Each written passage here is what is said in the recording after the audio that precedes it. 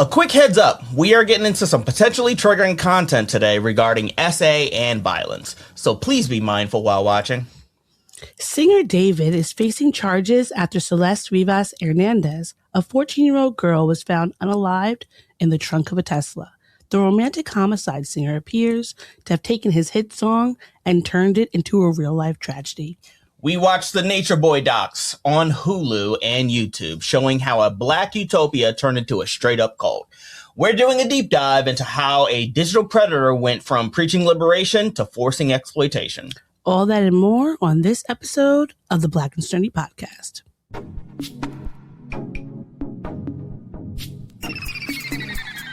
Adam has arrived. Hey, Maurice and Odie gonna take over like Zach and Cody. Black and Sturdy is the best podcast. Gonna boom like Wile E. Coyote. Gonna make magic, they move like they hairy. Ain't talking about mental health, no, it's not scary. You know that she coming up with the astrology. Mo got a comic and that's the best policy. Maurice the GOAT, talking about animation cause you know. Odie, she moving wavy like the boat. Watching some movies and she's taking notes. Yeah, kick back, listen. Black and Sturdy have risen. Upload on a mission. 5 stars, never dissing. Black and Sturdy, ooh. Black and Sturdy, yeah. Black and Sturdy. Hello and welcome to another episode of the Black and Sturdy Podcast, the only podcast where two sexy black nerds get together to shoot the shit. I am Mo, aka Kid Licorice. And I'm Odie. And together we are the aforementioned Snurds here on episode 186 of the Black and Sturdy Podcast.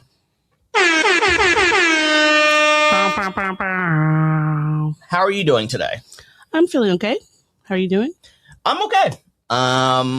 Have some things coming up, I guess. Yeah, I'm okay for the What are these things part. coming up? I have a deadline. I have to gather a bunch of documents together in order to send them off. I have to make a important call, which in New York, when it comes to calls to governing bodies, can be a whole day affair, essentially. Yes. I am notoriously on unemployment. And I have to deal with some stuff regarding that. Mm-hmm. And yeah, it's very time consuming, time involving, a lot of documents, a lot of emails that got to get sent out, and I have to take care of it. And I just have to knuckle down and do it. Yeah, one thing about New York, well, probably not just New York, about this country is bureaucracy is everywhere. It makes everything suck. It makes everything annoying. It takes forever. And there's really nothing for you to do besides just grin and bear it. With that being said, shall we go into the pop topics? I would love to. When you want a hot meal without a big deal, what are you gonna pick? Pop topics. Now, with pop topics, we usually talk about the things that are happening right now in pop culture. And unfortunately, right now, the subject matter is going to be heavy. Like we said in the opening, things that we're going to be discussing with these two topics are going to be disturbing and triggering. So we wanted to offer a quick warning. To everybody who's listening. If you want to jump ahead, if you're listening on Spotify, Apple Podcasts, or on YouTube, jump ahead to some lighter shenanigans. For those of you who are watching on Instagram, yay. You're gonna have to see it through, my boy. You're gonna have to power through. But we are gonna be talking about the David case. For you who are not uninitiated, David, spelled D4VD. Terrible name. It is terrible. It is. I understand it, but it is. I think the VD part always just makes me think of venereal disease. And he's a diseased person, so I guess it makes sense. Terrible name. It is a terrible name. I'm not going to be laughing during this section. I just wanted to get that out because of the naming convention. It's not different than ASAP Mob and it's not, but Kesha. those were better. I can't. Maybe it's because I think that maybe doing the $sign instead of an S makes sense. Mm-hmm. I just think the 4 for an A doesn't make sense, and this could just be my it's like ADHD. I don't know. I'm just certain things make sense. This doesn't, and so I've hated it from the moment I saw it. It's like Fan Four Stick. The Josh Trank. Yes. Fantastic Four movie. It was stupid. That was dumb as well. It was terrible. Fan Four Stick. It was a terrible Not a good name. movie. But, And not a good movie, but also a terrible name. Yeah. So foreshadowing. Yeah. Terrible names equate to terrible people. Because here we are. Here we are. But the David case, we spoke about it a few months ago. It's not a few months ago. Initially, the case started making headlines in September because September 2025 was when Celeste Rivas Hernandez, her body was found, unfortunately, in the trunk of a Tesla that had been impounded in Los Angeles, and that had been owned by David. And so when the story initially dropped, there was no suspects for the police. Of course, everybody else online were suspecting David. And now he's facing first-degree charges of unaliving her. Because of all of the evidence that the police have found, both physical and electronic. And so here we are now with him getting charged. So he was arrested on April 16th of this year at his home in Hollywood Hills and is currently being held without bail. I do want to point out a couple of things. One, there is a YouTube channel called Jay Wisdom. He breaks down the sort of psychology of a lot of like famous people based on the public record information that is available. You know, these music artists will go on interviews and talk about their early beginnings, their history, and what formed and shaped their, you know, whole identity and who they are and stuff. And then, of course, they'll dissect their music. They will dissect their interviews and sort of paste together a breakdown of the style of their psychology. I found the video on David very like interesting. I think that it literally helps to, you know, and obviously it's very armchair psychiatrist. Yeah. So the style shit. So it's like you can take it with like a grain of salt, but it does help gain potential insight into the kind of person who would ultimately end up allegedly doing the thing that he is accused of. So just to be clear, the YouTuber you're talking about, they're not a psychologist or therapist or anything. They don't have any degrees. It's more so they're using information they've learned about these people to kind of give insight into how we've gotten to where we are right now. Funny enough, I actually don't know if this person on this. What did you say their name was? Jay Wisdom. Jay Wisdom. Okay. Yeah, Jay Wisdom. I don't know if this person is a psychiatrist or psychologist or what have you, or has a degree. He to me, he is just a YouTuber who is really good at doing research and doing deep dives into various people. He has one on Trump. He has one on the Island Man. Oh yeah, I've seen the Island Man or Island Boys. No, Island Man. Oh, I'm not sure who that is. You do know who that is. Oh, there's a bunch of files on that guy. Yes, sorry. Okay. Yeah. He has one on Juice WRLD. Like he has a lot of really interesting breakdowns on various people and in both real life and fiction. And the videos are very well done. I do recommend everybody go check them out.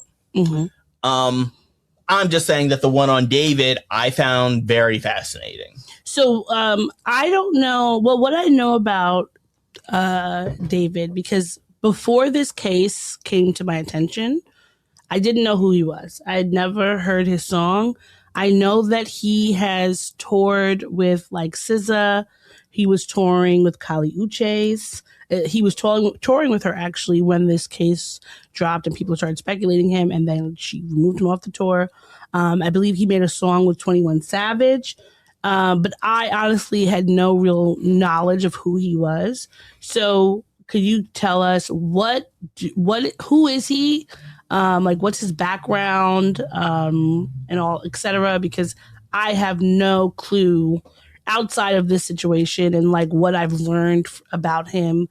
Like, I know he was born in New York. He was raised in Texas. I believe he may have been homeschooled. Yes. David essentially started off as like essentially homeschool kid, not being able to socialize with kids because he was homeschooled, and he blew up through doing Twitches.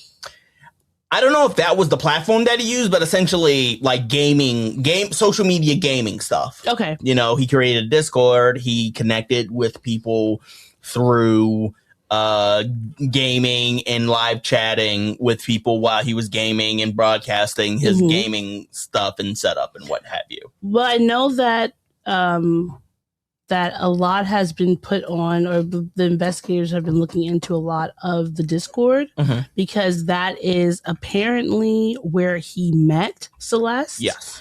And there's been a lot of folks who were in the Discord came up before he was ever arrested to bring forth information of either him talking to Celeste, kind of salacious conversations that were being had or they saw, or other people who they said he, like underage people that they said he may have been talking to. And they were getting that information from the Discord, which is really interesting. And I think it speaks to like we have all these parasocial relationships. Yes. And I think that like when we were younger, of course, when you were online, it was always conversation with your teachers, with your parents and everyone that like the internet is a wild, wild west. Yes. You have to be very careful, stranger danger, all these things. But now with social media, it's just the lines have been so blurred. Currently, where we stand right now, as far as this generation, they have easy access to the internet and social media without the guardrails and the resources and the oversight to put the connections that they are making on the internet and on social media into proper context.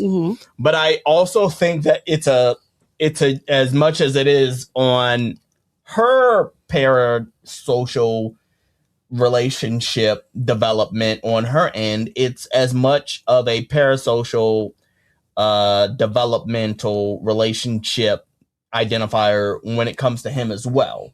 You know what I mean? Like, and this is not me necessarily, I'm not excusing like him, but from the records that has been shown, this is a motherfucker who literally was like homeschool, isolated, made no actual touch grass friends. Yeah. In real life, had to dive into a world of, parasocial relationship through gaming and social media and Twitch and what have you, explored his art through that and explored dark sectors of his life through that.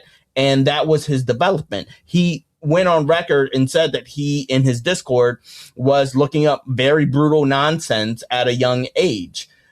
He looked at cartel unalivings, and he would dive into that level of horror purposefully at such a pivotal age of development that led and helped to the quaffing of his whole romantic homicide aesthetic. Like, I'm not sure if you've seen music. It's more extreme than emo music. Like emo music, I was like, oh, I'm in pain. No, emo music is I'm in pain.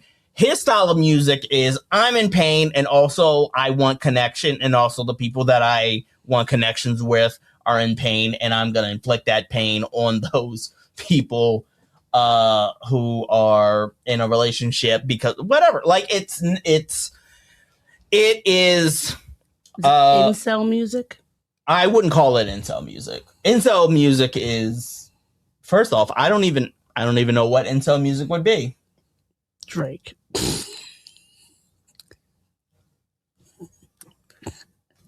I'm just thinking of like if the music is I'm not having the life that I want and I'm seeing other people with it and I want to cause them harm. This is the weirdest time to defend Drake, but I wouldn't call Drake incel music. He's fuckboy music, not incel music. Oh, well, Yeah.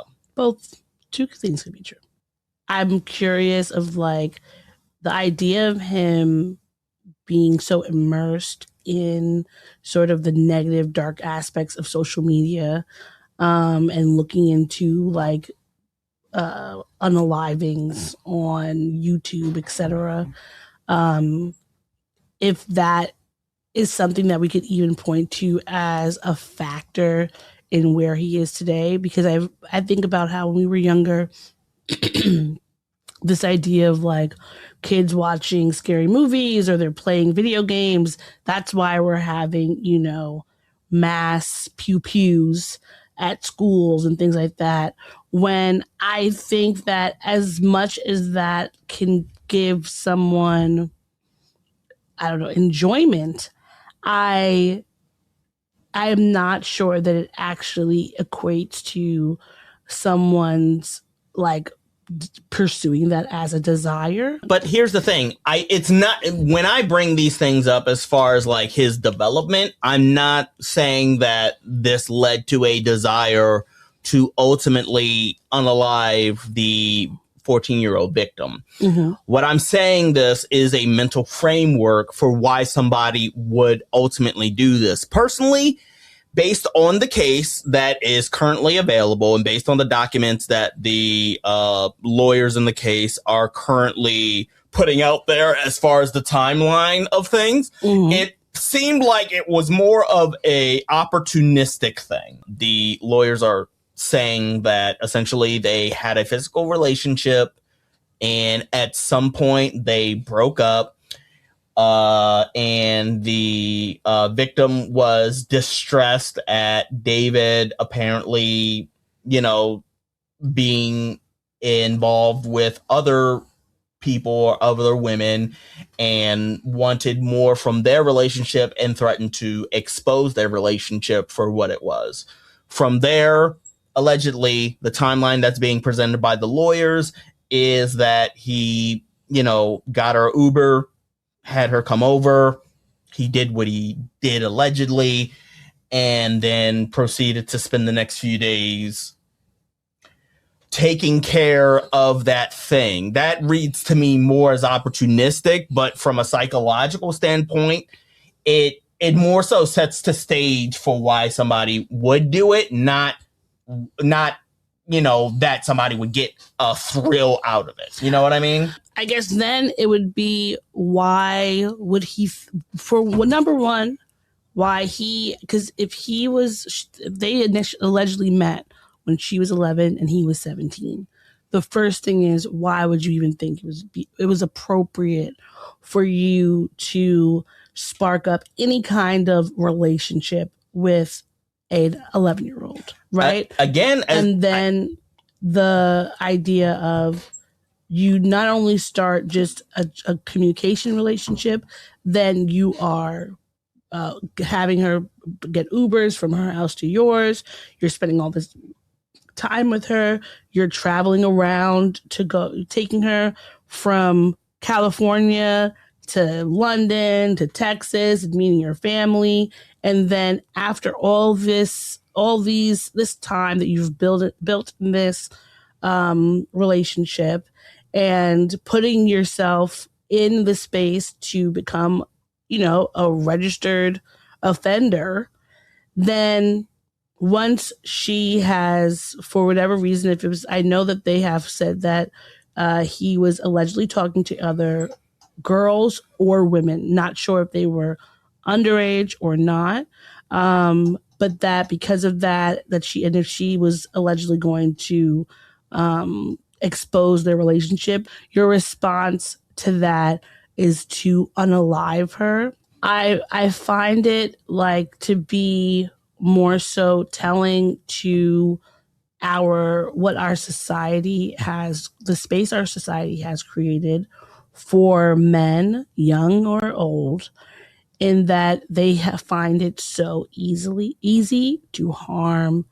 girls and women and not take a second breath. Because if the timeline from what the lawyers are saying happened and the different interviews that he was doing throughout that time, like, it doesn't show someone who's like full of remorse or anything like that. Like, he was still going on with his own life. There was a time when I believe he was on Twitch in June of this past year, and he was like, "Oh, sorry guys, my house is smelling."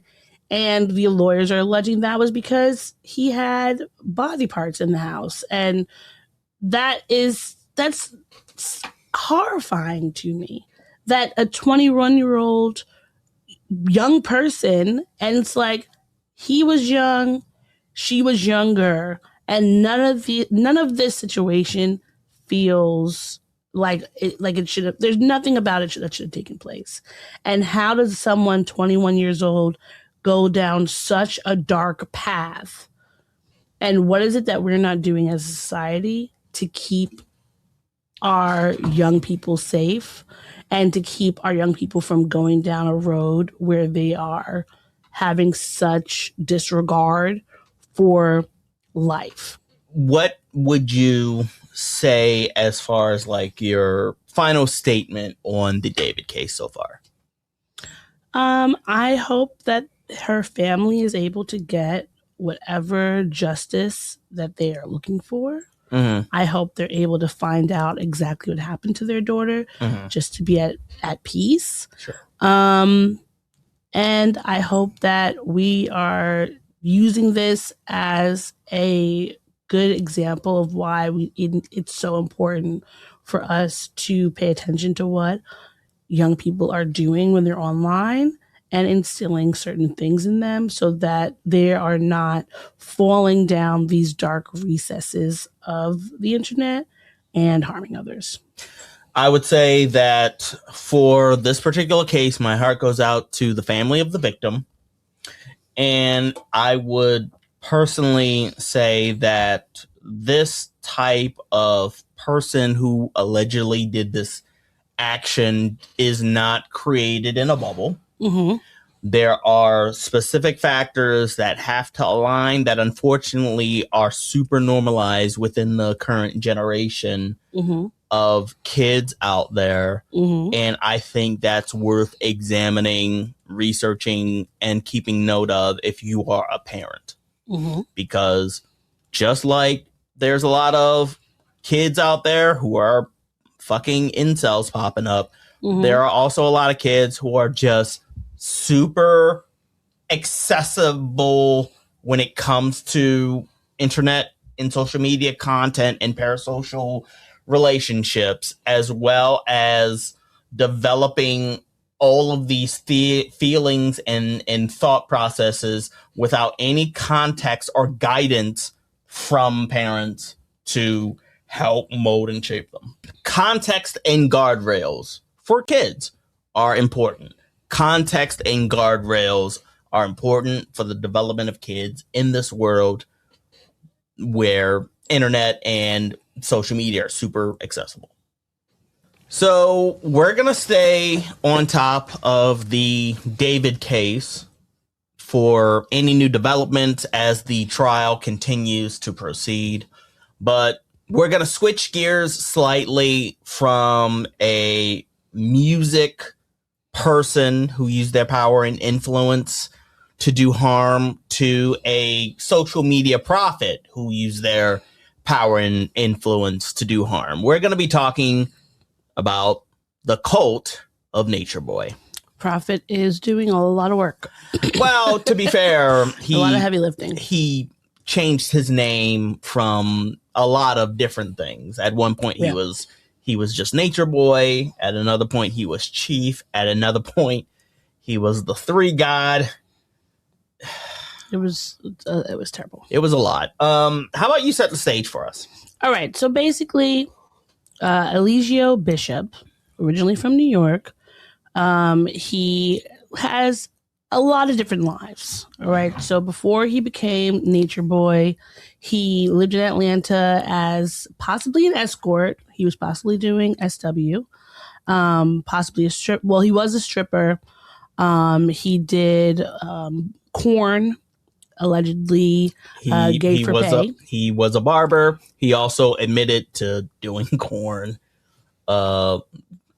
LGBTQ corn specifically. Gay for pay. He was gay for pay. Yeah, he was gay for pay. Well, now for the pay, it's not alleged. He admitted that. No, he did. He did a gay for pay, but it's I don't honestly know if it was for pay. I don't really feel. I feel like it was fair enough. He says it. I don't know if it was for the love of the game. I think that he had a lot of pieces about who he was, that he was tampering down. He ultimately entered the social media sphere under the name Nature Boy. Yeah. He was supposed to be vegan, getting back to nature, very pro-black, anti-capitalist, which... A part of the conscious community. Yes. And a lot of, I have looked back at some of his old initial videos.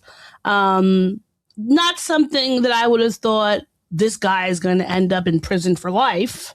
Due to what because it just felt like, people, especially in the last, I would say, decade or so, they've been using social media to connect with others to try to get out of the matrix of capitalism and being more aware, becoming woke, and engaging in, getting closer to their spirituality, especially Black people connecting with traditional spirituality practices, becoming vegan, becoming one with nature, and wanting to remove themselves from just the lie of our society that you have to work every day of your life for all these years to mean something, and that there's more to it. So he honestly, looking back, especially from my time as a vegan, a lot of the things he started saying initially made sense, or were things that people were talking about, but then it devolved into basically him wanting to be king of folks and to becoming a cult leader and creating this cult where he was doing physical and mental harm to folks. Some people lost their lives because of this. People were denouncing their families. They were giving him all their money, leaving the country, and just completely upturning and upending who they were. And then now he is, like I said, in prison in Georgia for life. He started out as Nature Boy. Mm-hmm. He, promoted this sort of natural, holistic idea of getting out of the country, being one and attuning with nature. Yeah. He was a heavy presence on social media. Mm-hmm. That's how he got his claim to fame. He was an influencer before influencer was the keyword influencer. And that's how he got his recruits. That's how he got his recruits. Videos on YouTube and Facebook and things like that. People would see it. They would become a part of the community. And he would eventually, as people started coming with him to go to, for instance, I think Costa Rica was the first place they went to. He was using the other members to get more folks. Yes, he recruited young Black people using YouTube and Facebook by promising this idea of Black utopia, veganism, and a return to nature. Throughout the doc and the Hulu and the YouTube doc, what is chronicled is this morphing into something more, I would say, insidious over time. Yeah. He recruited these people, these young Black people, and some white people as well. And people of all stars and stripes, but his followers were primarily Black. Over time, there were rules that were enacted by him. Mm-hmm. He would coordinate who would be married to whom. Mm-hmm. Over time, he collected wives under this bigamy sort of... Is it bigamy? Polygamy. Yeah, sorry. under this things, polygamous idea set. But not even a polygamous ideal set, because being polygamous or polyamorous, in its truth, it's that you can have multiple wives, multiple husbands, and you are creating community within each other. But his was very much a warped sense of polygamy, because it was 100% about control. It wasn't about the community. He wasn't looking to take care of anyone. He wanted everyone to basically take care of him. So he wasn't actually wanting to be polygamous. He was just trying to hoard these relationships, because even within the idea of, he was using his members to get other members to come, because they're like, oh, you see this person, you think they're attractive, you start talking in their DMs, et cetera, et cetera. They come down thinking, okay, I'm about to start dating Olmec or whatever. Next thing you know, he's putting the moves on you. And even if you're saying no, eventually that no is going to be forced into a yes, because he's going to separate you from your husband or try to sow discord between the relationships.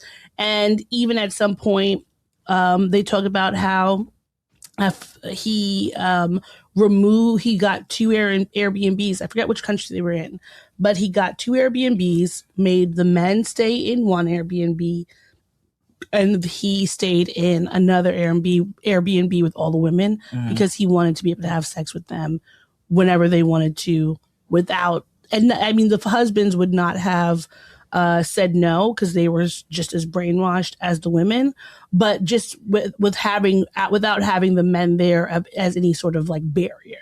Right. So literally, like essentially, he was at the top. He had a harem of women that he called his queens. There was forced labor. There was sexual coercion, and members being forced to, like you mentioned earlier, break ties with their family. They got kicked out of multiple different countries. Yeah, first they got kicked out of Costa Rica. Then they got kicked out of Panama, Nicaragua, and then when they came back to the States, they tried to go to Hawaii. They got kicked out of Hawaii because when they got there, it was during the pandemic. They were in Mexico at one point. Oh, they were in Mexico. I don't know if they were ever kicked out of Mexico, but they were there for some time. But they were basically menaces wherever they went. Yeah, they weren't listening to any rules. They didn't care about anything. Even when what they were doing was they would go live, and they would always try to, antagonize the police there. Unfortunately, they were using the Black Lives Matter movement. In my opinion, they were using the Black Lives Matter movement to bolster their claims, and try to say oh, look, people are oppressing us, when it's no, countries have rules. Every country has rules. And when you're going there and they just want you to stamp your passport and you're refusing, that can really, you just can't do that. And so they would try to use the lives to, force their narrative. Yes. And make people feel sympathy for them, when in reality, they weren't doing anything. They weren't doing good in the country. And the part that really, to me, looking at both the Hulu documentary and the YouTube, what was that, Hood Horrors? Hood Horrors, yes. Hood Horrors has a detailed chronicle of the entire history of Nature Boy and the carbonation melanation cult. The unique aspect about Nature Boy and his cult is that they were on social media constantly. Yeah. So the Hood Horrors YouTube channel has a chronicle of literally all of the instances that they were on social media. Yeah. And it was just you're getting to see him abuse people physically, mentally and emotionally. And it's really sad. And also, I would say, perplexing to me in a way. Because that with cults, it doesn't matter who you are, where you're from, anyone could get brainwashed by a cult, right? Some would say we are in a cult of America, that this idea that's been pushed on us, we're believing it, we're feeding into it, and we keep the machine going regardless of how like harmful it is, right? So for me, the part that's so confusing is how people were able to be sucked in so much via just YouTube or Facebook or whatever, just watching the videos, and then not even just watching the videos, because if you're seeing, okay, they're living in Costa Rica and there's waterfalls, it's beautiful, they're meditating and it seems so natural and peaceful, etc. I could understand how someone could feel like, you know what, I want to go there, I want to join. But then the parts when you're seeing him smack people, berate them, just say vile and disgusting things to them, that's the part where I really get confused of how people saw that and still decided to go. It's the cult of personality. If anybody who is charismatic and they have a strong pitch, they can convince anybody of anything. It's not an intelligence thing. It's not a... Oh, no, of course not. It's not a smarts thing. I personally believe that anybody, regardless of intelligence, is susceptible to a charismatic person and a strong pitch. Yeah. Like, I got sucked up into Amway, unfortunately. Well, I mean, yes. Anything where it's telling you, if you put your time and money into this, I'm going to help you. What was the woman Amway? Herbalife? Yeah, Herbalife, or selling that makeup bullshit. Mary Kay? Yeah. Yeah, like literally anybody Avon? can. Avon, there it is. That's what it is. Because my mom sold Avon. Yeah. My mom sold Herbalife. Yeah. She never did Mary Kay, but I know a lot of women who did. Yeah. Someone tried to get me with Amway some years ago. Yeah. It was Quickstar when I got sucked into. Yes, I do remember that. But one. anybody of any intelligence can be sucked up into a cult, into an MLM, into anything. What makes this very unique is because of how much they put on social media and how they use social media as a tool to gain recruits, to gain influence, to gain following, to gain donations and support in a lucrative way. And even after the fall of Nature Boy, as you've said earlier, he is serving like jail time for life. The followers who ended up splitting off, who were there from like the beginning to the very end, are still utilizing a lot of the same tactics that they were brainwashed into getting into that cult. I mean, you have there seems to be like two or so different sectors. You have crazy. The original, like you have the members who are like the two wives and the two men who are still following him and fighting for him to try to get him out of jail. And then you have other members that were in Carbon Nation who have left. They have denounced him, denounced what he was doing, but some of them are still getting intertwined with other cult leaders that are getting intertwined with, Jaguar Wright made an appearance, which was crazy to me. Very crazy. I would say that there are three sectors. There are those who still follow Nature Boy, his two wives, and those two followers, Juju and Jax, I think, or something like that. There are the ones who have completely distanced themselves, whether they were a part of it for the whole time or part of it for a little bit, revolving door. They've completely separated. And then, but the troubling thing is the middle part. The ones who have left and have denounced him, but are still using the same rhetoric and are still kind of like programmed within the realm, have not really detached themselves from cult-like behavior. And I would say that the two who prominently follow that mold are Velvet and Solar. So, I mean, Velvet, I think, when I think about her, a lot of them, because he started this in 2017, and I believe she connected with him around that time, but she was she had just dropped out of college. She had had a very difficult upbringing. And so when she met him, she was a very young girl. I don't even know if she might have been 18, 19 years old. I don't even know if she was 21 yet, right? And so all of those years living with someone and having these things beat into you, both literally and literally and what is the other one? Figuratively. I think that definitely takes a toll on you. And I think that the message of Nature Boy of we should be living in community, being vegan, being one with the earth, being spiritual, that initial message is what a lot of people in the beginning, they lobbed onto. It's what made them want to be a part and what made them feel like this is something that we can do. And I think that for someone like Velvet, she believed in those things truly, which was why when he made her his queen, that they were butting heads so much, because he felt like to be a queen, you need to be shitting on everybody. You need to be ruling over them. You need to be a bad bitch. You know, like his words. And then for her, her perception of that vastly different and probably more connected to what you would know of like someone who's supposed to be a queen and a leader.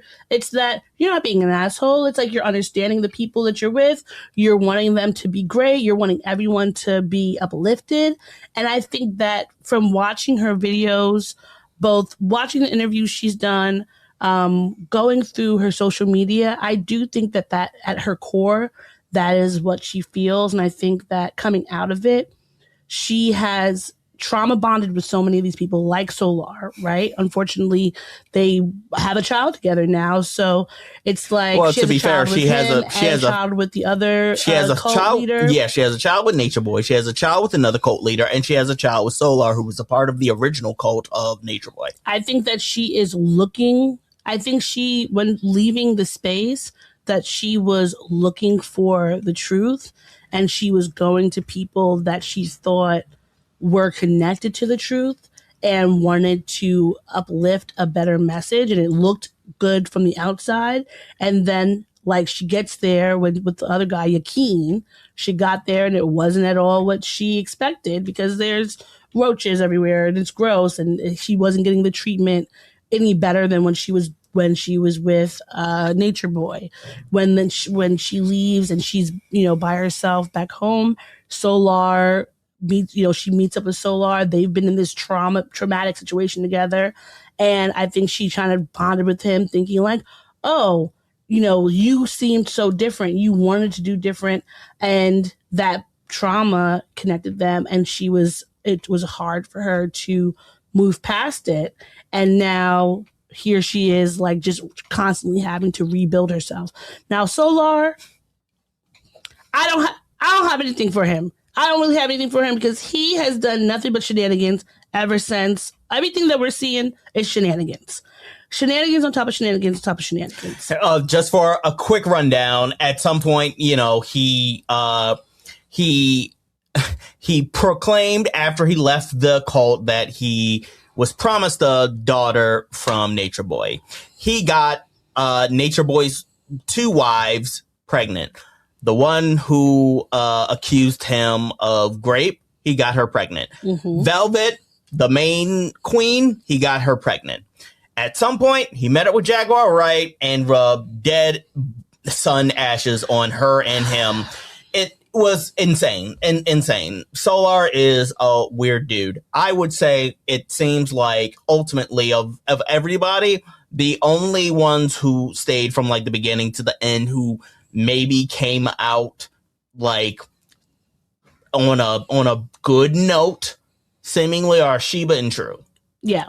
Yeah, I would say those two. I would say those two. Honestly, everybody in that situation, and I my heart goes out to all of them. Yeah, because even like Solar, as much as the shenanigans have frustrated me, I know that he is definitely extremely traumatized from the situation. They all are. They all are. They all need therapy. Mm-hmm. I want everyone to watch the documentary and watch the 46 part one, because it's 46 parts, but it was very informative. It went a lot deeper than the YouTube. But also just being mindful of what it means to be in a cult and like cult leader personalities, right? Because people, like Maureen said, or Mo said, anybody can be brainwashed into being with a cult. Like, all it takes is someone who's very personable, charismatic. They can have a bit of information about things. And I think that when you are of an oppressed people, I think you're even more susceptible to cults, because you're constantly looking for a better life and you're constantly looking for a space where you're not going to be struggling so much. And I think that gives you even more likelihood to fall into these traps, because someone who seems like they're going to do good for everyone and make this world a better place and help you create this utopia that I think a lot of people do have in their hearts and in their minds, you're so easy to fall into that trap. Exactly. I personally would say that anybody's susceptible to cults, into the cult of personality. Just be mindful. Just be wary. Just ask a lot of questions. And honestly, do some research. Do some like deep diving, critical thinking research when it comes to, is this a thing that you should join? Is this a thing that is going to harm you? Is this a thing that's asking more of you than what they're offering? Are they going to change your name? These are questions that you should ask before committing yourself to any organization. And that has been Pop Topics!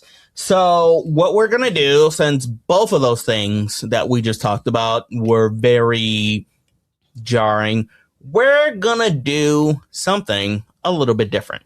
With that being said, I'm introducing a new segment that I spoke about on a previous recent episode. I believe it was my birthday episode, called Odie's Anime Breakdown. Breakdown. So essentially what's going to happen is I'm going to give Odie 2 minutes to describe an anime that I've watched and that I've watched around her. All right. I want her to legitimately describe, she can describe what she wants. She can describe the plot. She can describe the characters. She can name the characters. She can name the system, or the power system that exists. But I want to hear her describe what I have watched as far as anime is concerned. All right. The anime that we're going to discuss today on Odie's Anime Breakdown is Jujutsu Kaisen. You have 2 minutes to describe Jujutsu Kaisen, the anime that I watch a lot. Go. Okay, Jujutsu Kaisen is about a group of students at a school. They have powers, and one of them is a sorcerer, or no, their powers. They are sorcerers. They are trying to kill demons. Are they the demons, or I forget the name that they call them, but they're killing demons, or they're trying to. And they all have varying different powers. And there's the main character. He comes to the school. He's new and he's learning about the powers. I think that in this world, some people have powers, some people don't. And so the ones with the powers, they get sent to this special Hogwarts school of sorts. And then as they get powerful enough, they're able to help rid the world of these demons that want to take over and eat people. Okay, so you have less than a minute left. Can you describe a scene? The students are all together at the school, or they're in the woods. There's been a demon that they're fighting, and they get all the way from the woods to like a lake or ocean, it's a body of water. They're fighting there one person almost dies. One of the good guys almost dies. And then there's some evil magic users who I think are on the side of the demons. And they're fighting against them. And I want to say one of the evil bad guys is a woman who is in love or with one of the students, or maybe one of the students is in love with the evil woman. Okay, so I'm gonna stop you there. That was 2 minutes. Couple of things. One, for this series of segments, I want you to be as specific as possible. I was very specific. You are using a lot of vague as possible. I do not know these people's names. I don't know the name of where they are. You are using a lot of vague. I don't know the name of the school, and I gave you all the information that's in my head. Here's where you're right. You're right that there's a school. You're right that they're students. And you're right that they're sorcerers, right?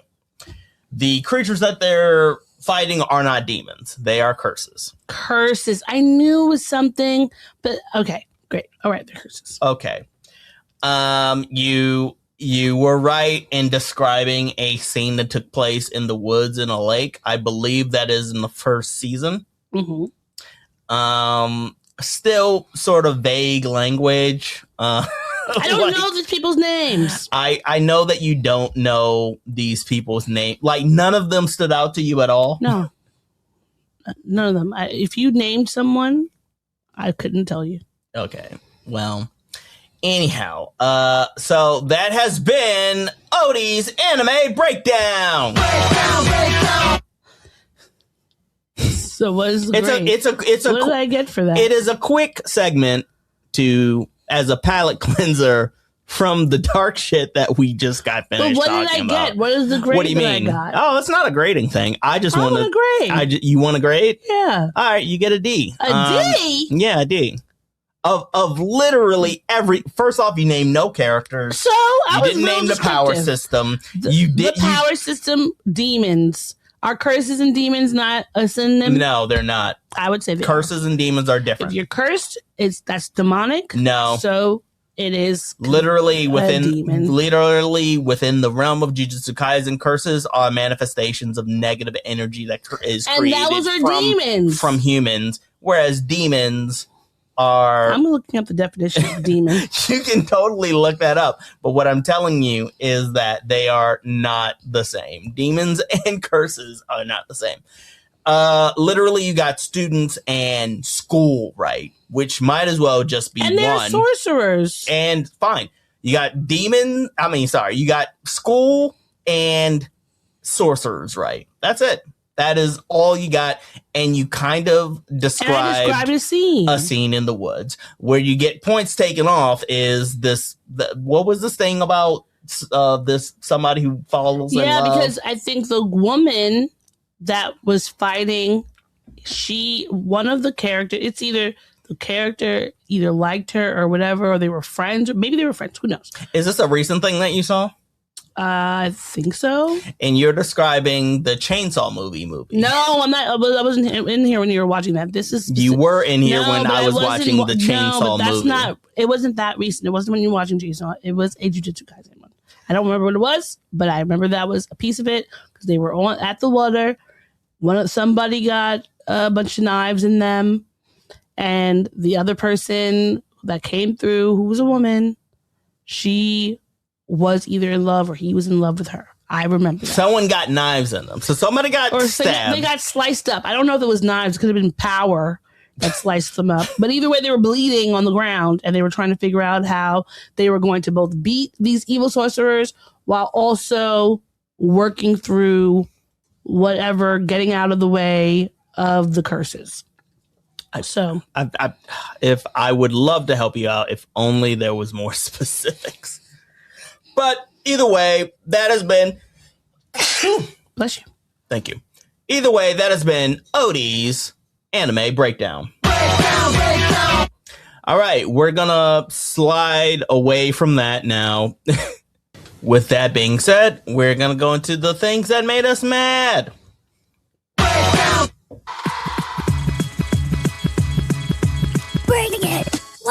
What's making you mad this week? He didn't even get a full verse. All right. So there's a social media post that I saw that is annoying me. I'm going to share it. And it's annoying me because it's misinformation. And I think that we have enough of that going around these days that we don't need to perpetuate it, right? So this Instagram account, Essence of Black Culture, posted this picture of Kevin Roberts, who's the president of the Heritage Foundation, stating that he got a PhD in African American history and then used it to author Project 2025 and dismantle civil rights. And I'm pissed off at this one because if you would have seen right now, it has over 28,000 likes, 3,000 comments, and more than 7.5 what is it called? Reposts. And so when I saw this, I was like, well, that's crazy. I'd never heard of that. Like, that seems really diabolical if that is the case. And then I went on to his LinkedIn. He has a PhD from the University of Texas at Austin in American history, which is also validated by his bio on the Heritage Foundation. And I would like to just be, I'm really annoyed that they even made me go to the stupid website to read anything about the Heritage Foundation. But I think that these things matter. I think that they are conflating his PhD with American history with, I believe he wrote a paper on American slavery. And like the impacts of it and West African culture, et cetera, like that. But that's not the same as having an African American history PhD, right? I think that 100% the people who are working to dismantle the rights we have in this country, I do believe that they have studied hard African American history, women's history, queer history, etc., to look and see how they can placate and change things and brainwash people into believing what they want them to believe and cause a lot of division. But I think misinformation like that, especially when you have a large platform, it's really important for you to just do a simple fact check. Like Google it, Joogle it, figure it out, and then put it up. And the fact that so many people, because it's such a large platform, they're going to see that and take it as truth and then go off on that and, say whatever they're going to say and move through through that lens with that misinformation. I think that's really shitty. So that was pissing me off. I want everyone to just, when you see something online, take a moment, take a breath, do a quick Google search and find out whether or not what the people are posting is true, because a good portion of the time it's going to possibly be either 100% fake or it's going to have some inconsistencies that are important and that you should pay attention to. And there's enough things that are happening in this country that we are being lied to about that we don't need to add to the fervor, right? Figure it out, Google it. The internet is free. It's in the palm of your hand. You're walking around with a little computer. And I want you to do the actual research that everyone's talking about. I researched it. I looked it up. Just Google it. And I bet you're going to find a credible website that will give you the information that you're looking for. What's making you mad this week? My life and the circumstances surrounding my life. Very frustrating. I'm frustrated with myself. I'm frustrated with the people around me. I'm frustrated with my circumstances. I'm frustrated with the flooding of inboxes, of emails, of rejections. I'm frustrated from top to bottom. It's a frustrating time for me and not very happy about any of it. with that being said, we're going to move from the things that are making us mad to things that are making us happy. I'm the baby merchant. Cats are us. What's making you happy this week? I went first last time. What's making me happy this week? Mm-hmm.